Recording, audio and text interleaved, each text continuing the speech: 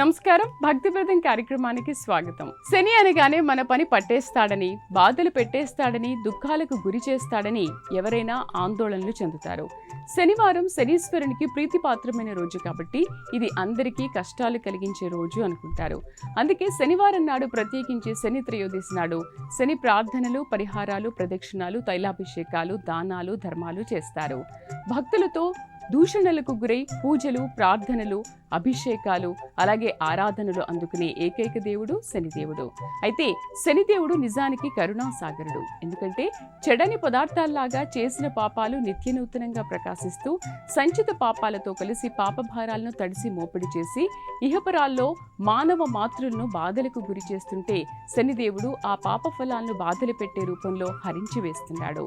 కర్మ పాపాలు నశింపచేసి పుణ్యాత్ములుగా తీర్చిదిద్దే మహత్తర దేవునిగా శనిదేవునికి పేరుంది. శని దోషాలు ప్రాప్తించినప్పుడు దైవారాధనలు, ప్రత్యేకించి శివారాధనలకు శనీశ్వరుడు సంతసించి బాధలు పెట్టడం ద్వారా ఆ పాపాలు హరింపచేస్తాడు.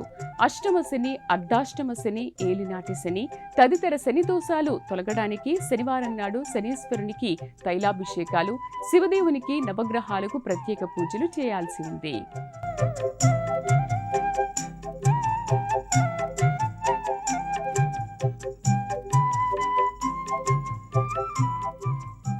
శనివారం అంటే ఎంతో పవిత్ర వారం. ప్రతినిత్యం ప్రాతః సమయంలో కౌసల్య సుప్రజ రామ అంటూ వినిపించే తిరుమల శ్రీ వెంకటేశ్వర సుప్రభాతాన్ని శనివారం వచ్చిందంటే మరింత శ్రావ్యంగా, భక్తిప్రదంగా, నియమనిష్ఠులతో భక్తులు పఠిస్తారు. ఇక కలియుగ వైకుంఠంలో స్వామివారి సన్నిధిలో అర్చక స్వాములు చేసే శనివార సుప్రభాత ప్రార్థన, వైకుంఠంలో దేవ గంధర్వ ఋషి యక్ష కిన్నెర కింపురుష గణాలు చేసే భక్తిపూర్వక ఆరాధనను తలపించేలా ఉంటుందని పురాణ గ్రంథాలు పఠించిన ధార్మిక గురువులు చెబుతారు. అంతటి పవిత్ర వారం రామభక్త హనుమంతునికి ప్రీతిపాత్ర వారం. శని దోషాలు, సమస్త దోషాలు, పూజలు, అభిషేకాల ద్వారా తొలగించుకునే గొప్ప రోజుగా శనివారానికి పేరుంది.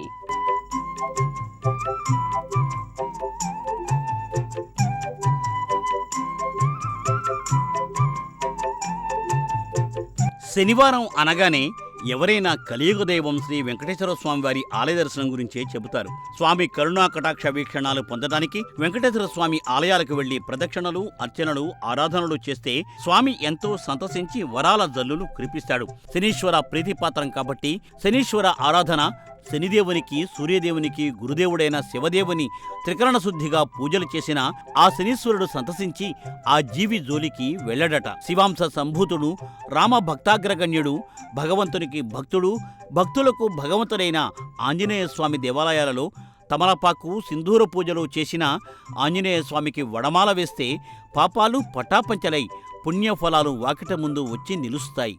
ఏ రీతిన శనిదోష పరిష్కారాలు చేసుకోవాలనే విషయాలను పురాణ గ్రంథాలు వివరిస్తున్నాయి. ధార్మిక గురువులు తమ ఆధ్యాత్మిక ప్రసంగాలలో ఈ విషయాలు తెలియచేస్తున్నారు.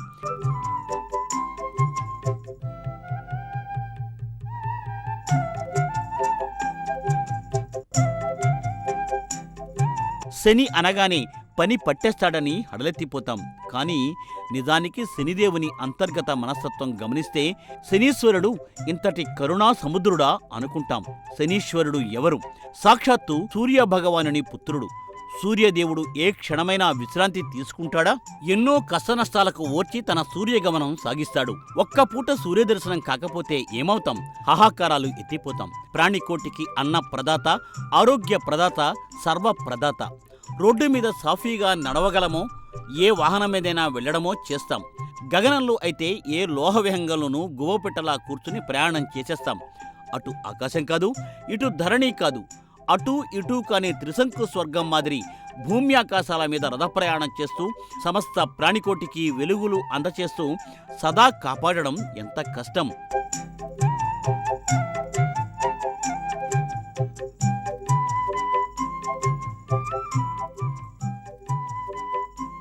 సూర్య కష్టం అంతటితోనే ఆగిపోలేదు. దారి తెన్ను లేని గగనమార్గ ప్రయాణం చేసే సూర్యరథానికి ఉండేది ఒంటి చక్రం.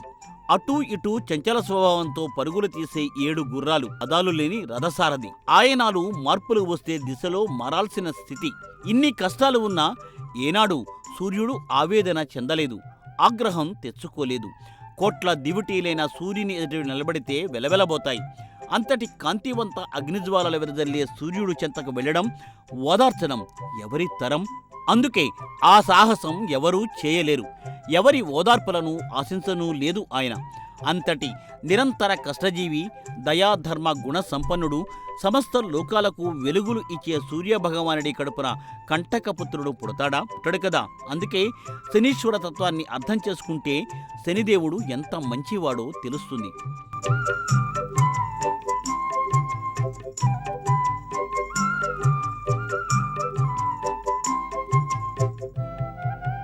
శనిదేవుడే కాదు, శనీశ్వరుడి సోదరుడు సూర్యదేవిని మరో పుత్రుడు సైతం భయంకర రూపంలో దర్శనమిస్తాడు. చేత పాశం పట్టుకుని చింతనిప్పుల్లాంటి నేత్రాలతో తన లోకంలో అడిగట్టిన వారికి కఠిన దండనలు విధించి బాధలు పెడతాడు.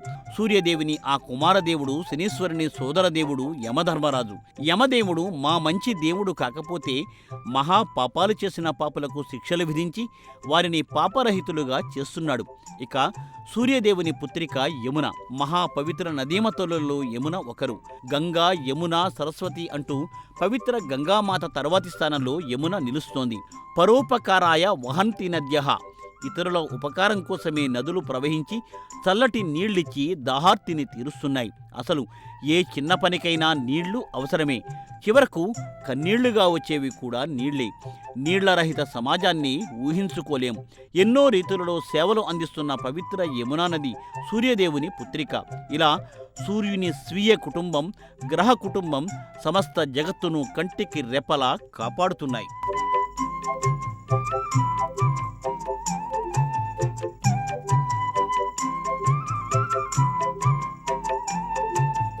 పాపం అంటే పట్టి పీడించే శాపమే. చెడని పదార్థం లాంటి పాపం మోయలేని భారంలా మారి నానా ఇబ్బందులకు గురిచేస్తుంటే ఆ పాప భారాల నుండి ఎలా బయటపడాలి? దానికి పరిష్కారం ఎవరు చూపుతారు అంటే మరేం భయం లేదు, నేను అంటూ శనిదేవుడు అభయమిచ్చేస్తాడు. అయితే శనిలా దాపురించాడు అని కొందరు అలవాటులో పొరపాటుగా అనేయవచ్చు. శనిలా దాపురించడం కాదు, సాక్షాత్తు శనిదేవుడే మన కష్టాలు, బాధలు, భవసాగరాలు తొలగించడానికి విచ్చేస్తాడు. ఇహంలో శనిదేవుడు పలు రీతులలో ప్రాణులను బాధలకు గురిచేసి వారి పాపాలన్నీ పటాపంచలో చేసేస్తాడు. రోగి రోగం తగ్గాలంటే వైద్యుడు చేదుమందే ఇస్తాడు. ఆ మందు తీసుకోవడంపై విముఖత చూపితే రోగం ముదిరి ప్రాణాంతకం అవుతుంది. శనిదేవుడు ఇదే రీతిలో బాధలు పెట్టేసి పాపపు రోగాలన్నీ సమసిపోయేలా, పుణ్యఫలాలు లభించేలా చేస్తాడు. పునీతులుగా, పుణ్యాత్ములుగా మారితే దర్జాగా పుణ్యలోకాలకు వెళ్ళవచ్చు. తారాస్థాయి పుణ్యఫలాలు సిద్ధిస్తే దేహత్యాగ అనంతరం పునర్జన్మ లేకుండా దైవేక్యం చెందవచ్చు.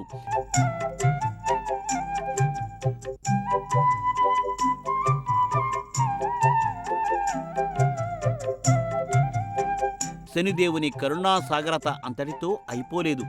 భరించగలిగేలాగే బాధలు పెట్టి శని దోషాలు, కష్టాలు లేకుండా చేయటానికి ఎన్నో మార్గాలు సూచించాడు. శివదేవునికి, శివాంశ సంభూతుడైన ఆంజనేయ స్వామికి భక్తి శ్రద్ధలతో పూజలు, ఆరాధన చేస్తే పాపాలు తొలగిపోతాయి. శనిదేవునికి తైలాభిషేకాలు, నువ్వులు, నల్ల వస్త్రాలు, నియమ నిష్ఠాగరిష్ఠులైన విప్రులకు దానం ఇచ్చినా కూడా శని దోషాలు తొలగిపోతాయని పురాణ పండితులు చెబుతున్నారు.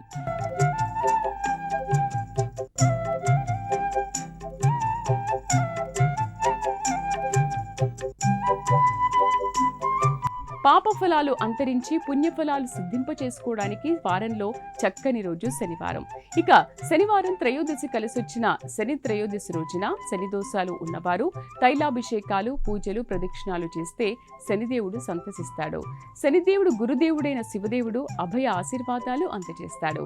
శివాంశ సంభూతుడైన ఆంజనేయుడికి ఇష్టదాయక వారం శనివారం కావడంతో ఆ రోజున చేసే హనుమత ఆరాధనకు, స్వామివారికి చేసే తమలపాకు, సింధూర పూజలకు విశేష పుణ్యఫలాలు లభిస్తాయని, సర్వపాపాలు హరిస్తాయని జ్యోతిష్య పురాణ పంచాంగ పెద్దలు చెబుతారు. ఇక కలియుగ దైవం శ్రీ వెంకటేశ్వర స్వామి ఆరాధన పర్వదినంగానూ శనివారానికి పేరుంది. శనివారం శ్రీ వెంకటేశ్వర స్వామి ఆలయాలు దర్శించుకుని స్వామివారికి పూజలు, ప్రదక్షిణలు, అర్చనలు, ఆరాధనలు చేస్తే సమస్త దోషాలు తొలగి సర్వ పుణ్యఫలాలు కలుగుతాయని పెద్దలు చెబుతున్నారు.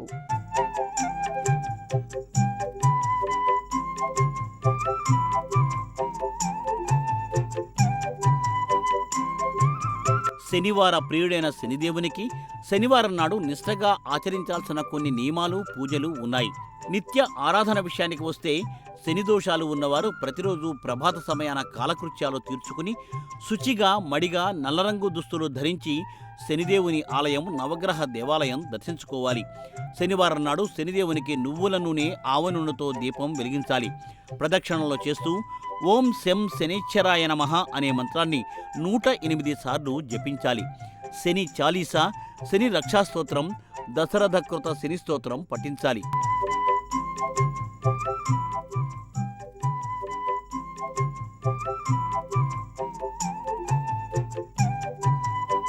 ఇదే రీతిలో వెంకటేశ్వర స్వామి ఆలయాలను, ఆంజనేయ స్వామి ఆలయాలను దర్శించుకుని ప్రత్యేక పూజలు ఆరాధనలు చేసి వెంకటేశ్వర సుప్రభాతం, వెంకటేశ్వర స్వామి చరిత్ర, హనుమాన్ చేసి సుందరకాండ పారాయణ చెయ్యాలి. ఏ కారణాల వల్లైనా ఈ పూజలు పఠనాలు ప్రతినిత్యం సాధ్యం కాకపోతే కనీసం శనివారం నాడైనా తప్పక ఆచరించాలి. హనుమాన్ చాలీసా పఠనం వల్ల విపరీత శని దోషాల ప్రభావం తగ్గుతుందని పురాణ పెద్దలు చెబుతున్నారు.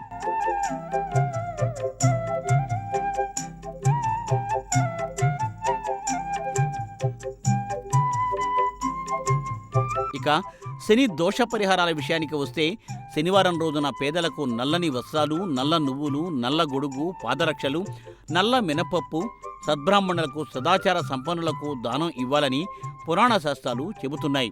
శనిదేవునికి శనివారం బెల్లం, నల్ల నువ్వులతో చేసిన దానిని నైవేద్యంగా నివేదించాలి. శనివారం నాడు ఎట్టి పరిస్థితుల్లో నూనెను, ప్రత్యేకించి నువ్వుల నూనె, ఉప్పు, చెప్పులు, చీపుళ్ళు కొనరాదని పురాణ పెద్దలు తెలియచేస్తున్నారు.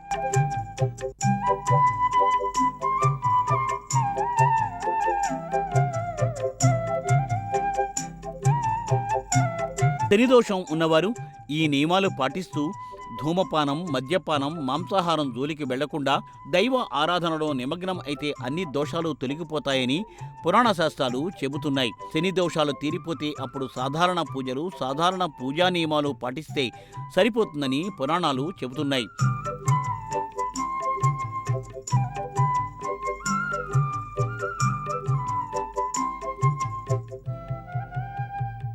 పుణ్యం చేసినా పాపం చేసినా ఆయా కర్మఫలాలు ఎవరైనా అనుభవించక తప్పదు.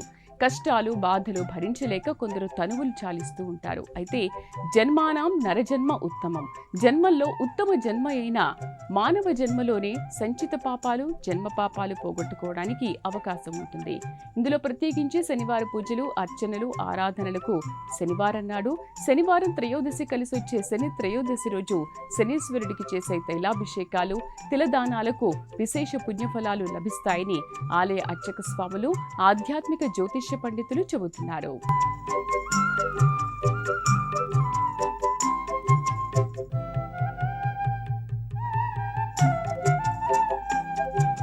శనివారం నాడు శనిదోష నివారణార్థం శని శ్లోకాలు, శని స్తోత్రం పఠించాలి.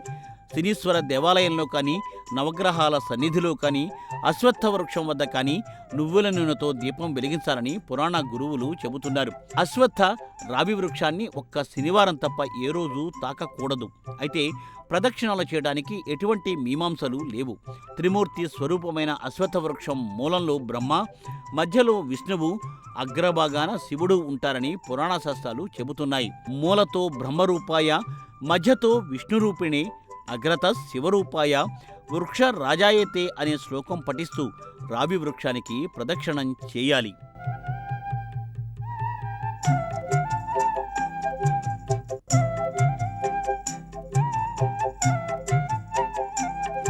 అశ్వత్థ వృక్షం ఎంతో మహిమాన్వితమైన వృక్షం.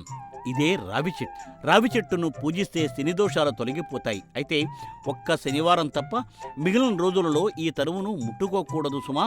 ప్రదక్షిణాలు, స్తోత్రపట్నాలు అయితే కూడా చేయవచ్చు. శనివారం రావి చెట్టును ఆరాధిస్తే ఆర్థిక కష్టాలన్నీ తొలగిపోయి ఐశ్వర్యవంతులు అవుతారని, అదృష్ట ఫలాలు సిద్ధిస్తాయని పురాణ గురువులు తెలియచేస్తున్నారు.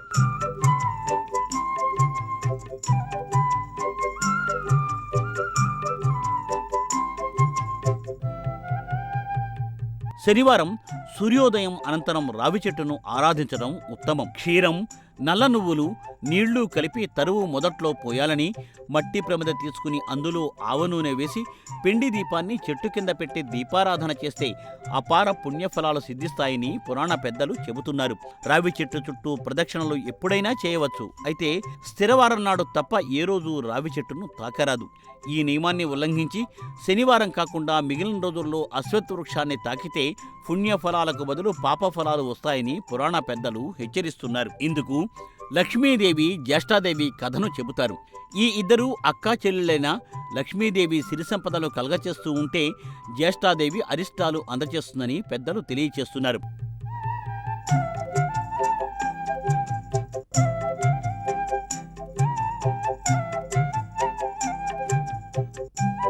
శనివారం అశ్వత్థ వృక్షాన్ని ఆరాధించేటప్పుడు పసుపు, కుంకుమ, పసుపు రంగు పుష్పాలు, నల్ల నువ్వులు సమర్పించి ఈ చెట్టుకు పూజలు చేయాలి.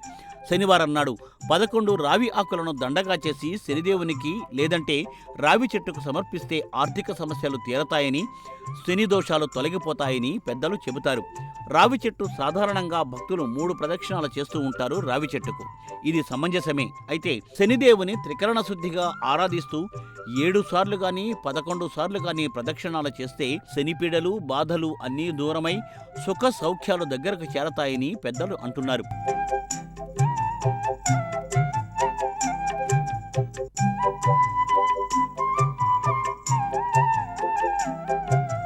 కొందరు తమ ఆచారాల ప్రకారం శనివారం సాయంత్రం పూట రావి చెట్టు వద్ద దీపం పెడుతూ ఉంటారు. పూజ అనంతరం చెట్టు మొదట్లో పచ్చి దారాన్ని కడుతూ ఉంటారు. శనివారం తప్ప మిగిలిన రోజులలో రావి చెట్టు తాకకూడదనే విషయం తెలిసిందే. అయితే శనివారం నాడు కూడా రావి వృక్షాన్ని ముట్టుకుని పూజలు చేయాలే తప్ప చెట్టు ఆకులను ఇష్టానుసారం తుంచకూడదు అని పెద్దలు అంటున్నారు.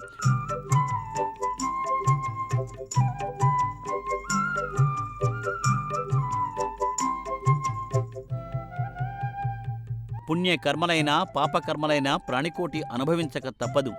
జీవులు పుణ్యాలు చేస్తే ఊర్ధ్వలోకాలకు, పాపాలు చేస్తే అధమలోకాలకు చేరుకుంటారు. పుణ్యఫలాలు పూర్తయ్యే వరకు పుణ్యలోకాలలో సుఖ సౌఖ్యాలు అనుభవించి తిరిగి మంచి జన్మ ఎత్తడం జరుగుతుందని, పాపాలు చేసిన వారైతే నరకలోకంలో యమబాధలు అనుభవించి క్షుద్ర జన్మలు ఎత్తాల్సి ఉంటుందని పురాణ పెద్దలు చెబుతున్నారు. పాప ఫలాలతో నరకబాధలు, క్షుద్ర జన్మల శాపాలు పొందకుండా ఉండాలంటే సర్వ సుగుణాలు కలిగి పరోపకార దయాదాన గుణాలతో ఉత్తమ కార్యాలను చేయాలి. ఇవి పరమపద సోపానానికి, ఉత్తమ లోకాల సాధనకు, దైవైక్యానికి దోహదం చేస్తాయి.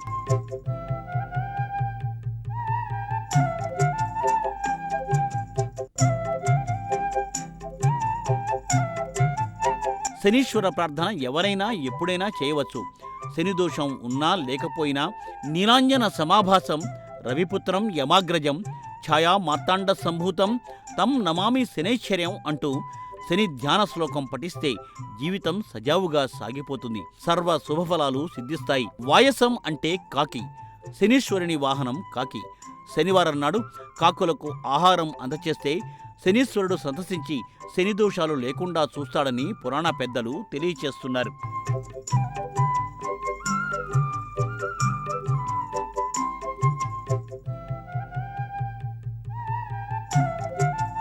పంచాంగాల ప్రకారం శనివారాన్ని స్థిరవారంగా పిలుస్తారు. గ్రహ గమనాల వల్ల కొందరికి అష్టమ శని, అర్ధాష్టమ శని, ఏలినాటి శని ప్రాప్తిస్తాయి. శని సంచారం జరుగుతున్నప్పుడు తలపెట్టిన పనులు ఆలస్యం అవుతూ ఉంటాయి. అనారోగ్య సమస్యలు తలెత్తుతాయి. నష్టాలు, కష్టాలు, అరిష్టాలు ప్రాప్తించి జీవితం నిదేస్తంగా, నిర్లిప్తంగా సాగుతుంది. ఈ స్థితిగతులు నిత్య జీవితాన్ని ప్రభావితం చేస్తాయి. శని బాధలు పోగొట్టుకుని సకల శుభాలను పొందడానికి శనివార పరిహారాలు పాటించాల్సి ఉంటుంది. శని దోషం ఉన్నవారు శనివారం నాడు శని త్రయోదశి కలిసి వచ్చిన శని త్రయోదశి రోజు నాడు తైలాభిషేకాలు, నువ్వులు, బెల్లం నైవేద్యాలు, దానాలు తప్పక చేయాలని పురాణ గురువులు చెబుతున్నారు.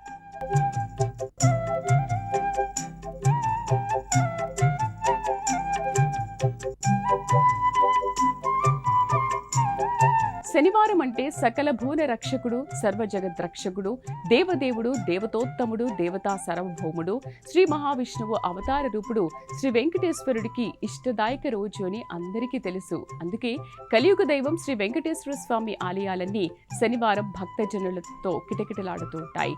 సదారామ పదారవింద సేవలో తరించే స్వామి భక్తపరాయణుడు, భగవంతునికి భక్తుడు, భక్తులకు భగవంతుడు, శివాంశ సంభూతునికి ప్రీతిపాత్ర వారమైన శనివారం నాడు సింధూర తమలపాకు పూజలు చేసిన విశేష పుణ్యఫలాలు లభిస్తాయని, ఇహపర సౌఖ్యాలు సిద్ధిస్తాయని దైవ సేవా దురంధరులు, దైవ భక్తాగ్రణ్యులు తెలియజేస్తున్నారు. ఇక శనివారం శని త్రయోదశి పర్వదినాల్లో అష్టమ శని, అర్ధాష్టమ శని, ఏలినాటి శని ఉన్నవారు శనిదేవుడికి తైలాభిషేకాలు, నువ్వుల దానాలు చేస్తే పాపాలు హరించి పుణ్యాలు సిద్ధిస్తాయని పురాణ పెద్దలు చెబుతున్నారు. అందుకే భక్తులు శనివారం నాడు, శని త్రయోదశి నాడు శనిదేవునిపై దృష్టి సారించి శనీశ్వర ప్రార్థనలు, తైలాభిషేకాలు చేస్తారు. పాప పరిహారాలు చేసుకుని పుణ్యఫలాలు పొంది ఆధ్యాత్మిక మార్గదర్శనంలో పునీతులవుతారు. ఇది వాళ్ళ భక్తిప్రదం కార్యక్రమం. నమస్కారం.